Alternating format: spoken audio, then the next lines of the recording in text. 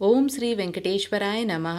संस्थान की तरफ से 2 प्रेस रिलीजेस आए हैं जिसके कुछ हाइलाइट्स इस वीडियो में हम बताने वाले हैं। ये हाइलाइट्स बहुत इंपॉर्टेंट है। ये हाइलाइट्स इसलिए इंपॉर्टेंट है क्योंकि इसमें लिस्ट ऑफ फेस्टिवल्स है जिसके हिसाब से आपको पता चलेगा कि कौन से दिन ज्यादा रश होने वाला है और उसी हिसाब से आप ऑफलाइन टिकट्स में रश की संभावना को देखते हुए जल्दी लाइन में लगने के लिए सोच सकते हैं। दूसरा जो प्रेस रिलीज है उसमें कुछ इंपॉर्टेंट पॉइंट्स संस्थान के बोर्ड मीटिंग के थ्रू आया है। जैसे गोविंद नाम कोटि बुक में अगर आपने नाम लिखा है तो आपको वीआईपी ब्रेक दर्शन दिया जाएगा। क्या है उसके डिटेल्स आगे वीडियो में जानेंगे। तो सबसे पहले जान लेते हैं कि सितंबर महीने के कौन कौन से फेस्टिवल के दिन आप ज्यादा रश एक्सपेक्ट कर सकते हैं। संस्थान ने एक लिस्ट ऑफ हॉलीडेज को प्रेस रिलीज में रखा है। सबसे पहला है सितंबर 7 जो कि गोकुलाष्टमी यानी जन्माष्टमी है। सितंबर 8 उत्तलोत्सवम है। सितंबर 17 को बलराम जयंती, वराह जयंती और श्रीवारी ब्रह्म महोत्सव अंकुरार्पणा। सितंबर 18 को विनायक चौथी यानी कि गणेश चतुर्थी और ध्वजारोहणम यानी इसी दिन से ब्रह्म महोत्सव की शुरुआत हो जाएगी। यानी सितंबर 18 से लेकर सितंबर 26 तक सालकट्ल ब्रह्म महोत्सव जो कि एनुअल ब्रह्म महोत्सव होता है उसकी शुरुआत ध्वजारोहण से ही होती है। उस दिन आंध्र प्रदेश के सीएम श्री वाईएस जगन मोहन रेड्डी भगवान को पट्टू वस्त्र देने के लिए आ रहे हैं। यानी उस दिन सबसे ज्यादा रश होने की संभावना है। सितंबर 22 को गरुड़ वाहनम है। ये भी एक ऐसा दिन है जब दूर दूर से लोग आते हैं गरुड़ वाहनम को देखने के लिए। तो हर साल गरुड़ वाहनम के दिन भी बहुत ज्यादा रश देखा जाता है। सितंबर 23 को स्वर्ण रथोत्सवम है। सितंबर 25 को रथोत्सवम है। सितंबर 26 को चक्र स्नानम और ध्वजा अवरोहणम है। यानी कि उसी दिन ब्रह्म महोत्सव की समाप्ति होगी। सितंबर 27 को बाघ सवारी और सितंबर 28 को अनंत पद्मनाभ व्रतम। तो इस तरह ये कुछ फेस्टिवल्स के लिस्ट दिए गए हैं संस्थान की तरफ से प्रेस रिलीज में। तो आप इस हिसाब से अपनी प्लानिंग करें क्योंकि रश का अनुमान कोई भी नहीं लगा सकता है। तो आप जैसे ही बस स्टैंड में अगर आप पहुंच रहे हैं तो सबसे पहले श्रीनिवासम कॉम्प्लेक्स में जाकर पता करें कि कब ऑफलाइन टिकट्स को दिए जा रहे हैं। वैसे नॉर्मल डेज में सुबह 4 से 5 बजे काउंटर्स खुलते हैं ऑफलाइन, लेकिन इन रश के दिनों में 12 बजे 1 बजे से ही लोग लाइन में लग जाते हैं रात में। और कभी कभी 2 बजे टिकट्स दिए जा रहे हैं तो कभी 1 बजे दिए जा रहे हैं। तो ये आपको पता करना पड़ेगा कि उस दिन का रश कैसा है और ऑफलाइन टिकट्स देने की संभावना किस टाइम पर है। उसी तरह से जो लोग स्टेशन में आ रहे हैं वहाँ पर 2 काउंटर्स हैं जहाँ पर आपको पता करना है। स्टेशन के सामने विष्णु निवासम और स्टेशन के बैक साइड गोविंदराजू सत्रम। अगर इन तीनों जगह में आपको नहीं मिल रहा है कोई भी ऑफलाइन टिकट्स तो भूदेवी कॉम्प्लेक्स में दिव्य दर्शन टिकट्स भी मिल रहे हैं। उन टिकट्स को लेकर भी आप घाट रोड के मार्ग से होते हुए दर्शन करने जा सकते हैं। यहाँ मैं क्लियर कर दूं, जो लोग चल के जा रहे हैं उनके लिए चल के जाने वाले दिव्य दर्शन टोकन्स की आवश्यकता नहीं है।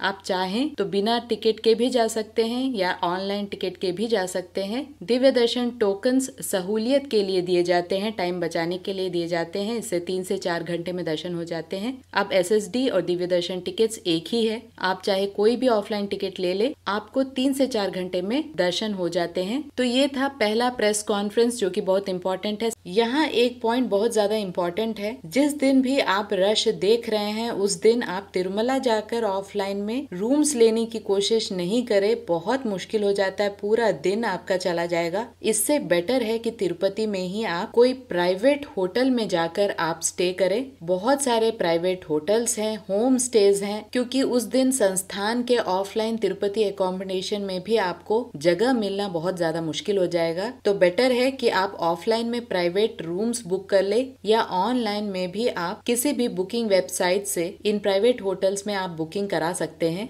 जैसे मेक माई ट्रिप, इस तरह की कोई भी वेबसाइट के थ्रू भी आप होटल बुक करा सकते हैं। लग्जूरियस होटल्स हैं, बजट वाले होटल्स हैं, हर तरह के प्राइवेट होटल्स आपको तिरुपति में मिल जाते हैं। तो अगर आप रश के दिनों में जा रहे हैं तो बेटर है कि आप इस ऑप्शन को चूज करें, क्योंकि संस्थान के गेस्ट हाउसेस मिलना बहुत ही मुश्किल है, खासकर जब रश बहुत ज्यादा होता है। यहाँ एक और चीज बहुत इम्पोर्टेंट है, तिरुमला में कोई भी प्राइवेट होटल्स भक्तों के लिए नहीं है, इसीलिए आप वहाँ जाकर प्राइवेट होटल्स ट्राई नहीं करें। आपको जो भी ट्राई करना है तिरुपति में ही ट्राई करना है। तिरुमला में प्राइवेट होटल्स बिल्कुल नहीं है। और जो भी प्राइवेट प्रॉपर्टी है वो वीआईपीज के लिए या वीवीआईपीज के लिए है। बहुत मुश्किल होता है वहां तक पहुंचना, इसलिए बेटर है कि आप तिरुपति में ही प्राइवेट होटल्स को ट्राई करें। दूसरे प्रेस कॉन्फ्रेंस में बोर्ड मेंबर्स के मीटिंग में कुछ बहुत इंपॉर्टेंट हाइलाइट्स को भक्तों तक पहुंचाने की कोशिश की गई है। यहाँ पे जो हमारे लिए इम्पोर्टेंट है उसे एक बार पढ़ के मैं सुनाना चाहती हूँ। सबसे पहला जो इम्पोर्टेंट न्यूज है भक्तों के लिए वो ये है कि अगर 25 साल से छोटे उम्र के बच्चे राम कोटि की तरह ही गोविंद कोटि लिखते हैं, यानी गोविंदा गोविंदा करके 1 करोड़ बार आप नाम लिखते हैं एक पवित्र पुस्तक में, तो उस बच्चे के साथ साथ उस बच्चे की फैमिली को वीआईपी ब्रेक दर्शन मिलेगा। ये बहुत अच्छी न्यूज है और संस्थान की तरफ से ये इसलिए लाया गया है ताकि बच्चों में सनातन धर्म की जो महानता है उसका प्रचार प्रसार हो, उन्हें समझ में आए कि भगवान की महानता क्या है और धर्म की महानता क्या है। इसकी पूरी डिटेल्स अभी आनी बाकी है कि क्या कोई पुस्तक संस्थान रिलीज करेगा, कौन से पेन से लिखना है, कहाँ हमें ये बुक को सबमिट करना है, सबकी डिटेल्स मैं कुछ ही दिनों में वीडियो के माध्यम से आपको बताऊंगी। अभी कोई भी क्लैरिटी नहीं मिली है, बस ये बताया गया है कि 25 साल से कम उम्र के बच्चों को इस तरह की सुविधा दी जाएगी। ये जरूर है कि 1 करोड़ बार भगवान का नाम लिखना कोई आसान बात नहीं है। बहुत सारे महीने लग जाएंगे 1 करोड़ बार अगर आप हर दिन 5000 के भी नाम लिख लें,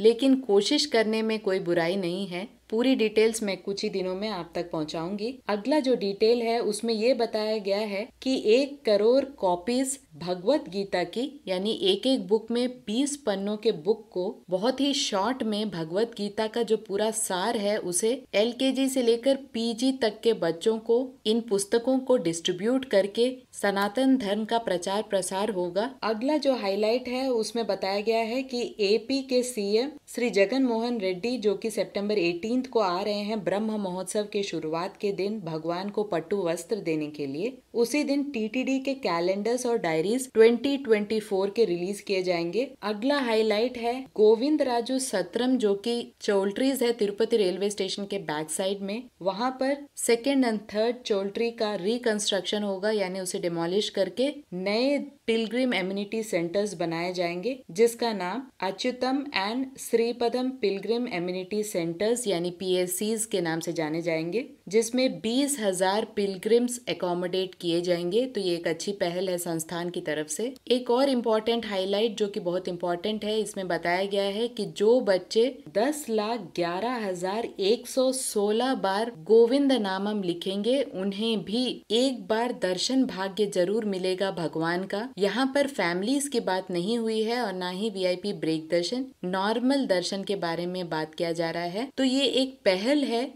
बच्चों में भगवान के ऊपर श्रद्धा बढ़ाने के लिए, साथ ही सनातन धर्म के प्रचार प्रसार के लिए। संस्थान ने ये भी क्लियर किया है कि आने वाले ब्रह्म महोत्सव में किसी भी प्रकार की कोई भी दिक्कत ना आए डिवोटीज को, इसका पूरा ख्याल रखा जाएगा। भक्तों को हर पॉसिबल असिस्टेंस मिलेगा। तो अपने तरफ से संस्थान पूरी कोशिश कर रहा है कि ब्रह्म महोत्सव में जितनी हो सके भक्तों के लिए सहूलियत को बढ़ाया जाए। जैसे जैसे डिटेल्स आते जाएंगे हम वीडियोस के द्वारा आप तक शेयर करते जाएंगे। आशा करती हूँ ये वीडियो भी आपके लिए इन्फॉर्मेटिव रहा होगा। अगर आपको ये वीडियो अच्छा लगे तो लाइक शेयर एंड सब्सक्राइब जरूर करें और हमारे न्यू चैनल को भी अपना आशीर्वाद और ब्लेसिंग्स जरूर दें। लिंक डिस्क्रिप्शन बॉक्स में आपको मिल जाएगा। ओम श्री वेंकटेश्वराय नमः।